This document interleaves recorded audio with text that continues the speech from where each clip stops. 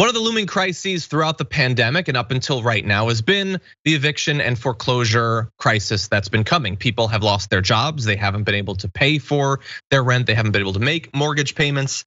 And thankfully for a year, depending on where you live in the country, some areas have been better than others. You have been protected. Not everyone has, and we'll get into that. But it has been, every day we get closer to the end of that period. And when it ends, people are going to have to pay off a lot of accumulated rent and mortgage payments. And since they didn't have jobs, that's gonna be quite difficult to do. And so people have been pushing for it to be extended. It was extended earlier in March, and now it has been extended again, but not for a very long time.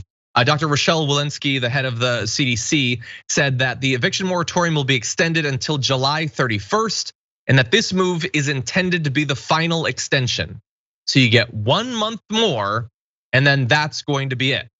Ahead of that, a group of 44 Democratic House lawmakers led by Ayanna Pressley, Jimmy Gomez, and Cori Bush sent a letter to Biden and Walensky urging them to strengthen and extend the moratorium, saying the impact of the federal moratorium cannot be overstated, and the need to strengthen and extend it is an urgent matter of health, racial, and economic justice. But they're saying, at least right now, no, it's final, that's it. You get 1 more month, and then God help you. I have no clue what's gonna happen at that point, Francesca.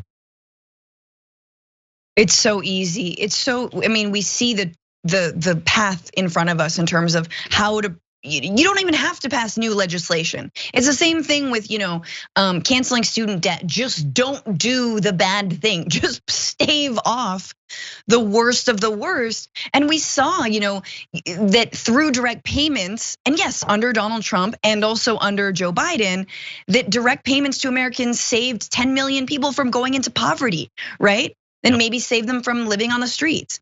And so again, this is just like, we can see it's so bloody clear what we need to do to stop the worst of the worst, to stop people from living on the streets, to stop people from being evicted from their homes, and yet we're not willing to do it. And all it takes, I mean, we're not asking for like another year of an eviction moratorium, although, hey, I mean, I am, that'd be tight. But at least even 3 to 4 more months. At least what about throughout the year 2021, which is arguably, I think, harder for a lot of people to re-enter in this year. Whereas like 2020, you had unemployment benefits, right? Now all of those unemployment benefits across the country are ending.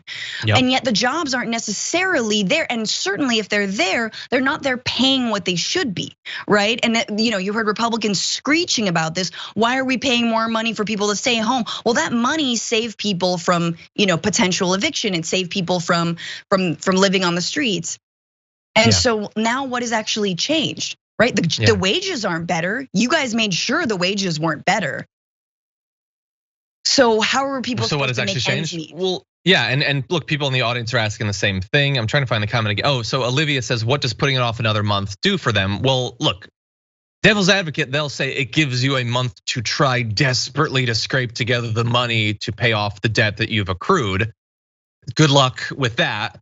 It's also another month potentially for some of the earlier COVID aid to be administered, because apparently while they gave $46 billion earlier this year in emergency rental assistance, it's been slow in getting into the hands of the people that it was designed to be given to. The National Low Income Housing Coalition reports that in some states, less than 5% of the funds have been distributed so far. So like in theory, there's help coming for some people, at least some help, but they don't actually have it. I hope that month is enough time for them to actually get it. We'll see. I don't know. I know that, look, the conversation has been focused on a moratorium on foreclosures and evictions. That is not the only solution though. Here's a wild idea. Get rid of the debt.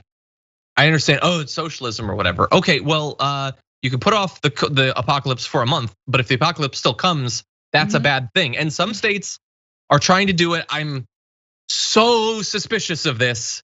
But supposedly, Governor Gavin Newsom of California announced earlier this week that his state had set aside $5.2 billion from federal aid packages to pay off the back rent of tenants who fell behind during the pandemic.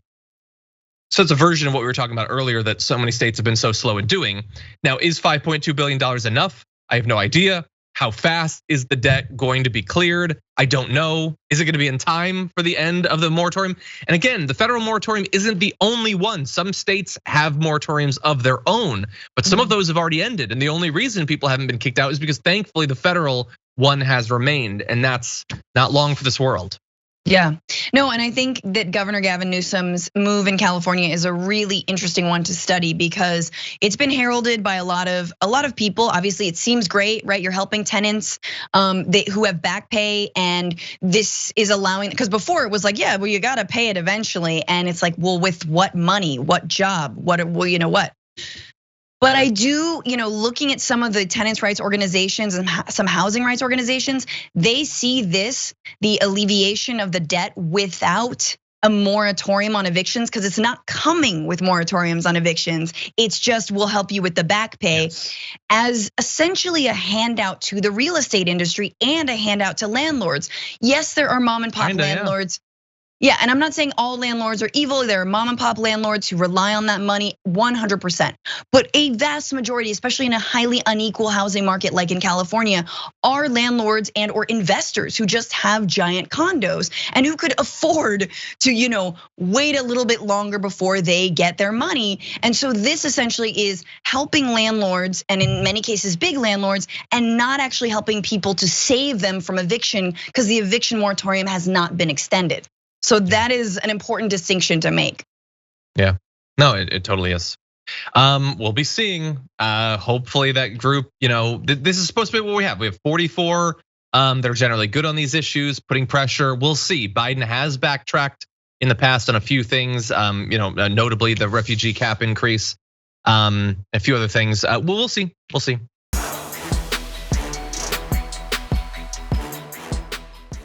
Check out the Damage Report podcast each day, wherever you get your podcasts, whether Pocket Casts or Stitcher or iTunes.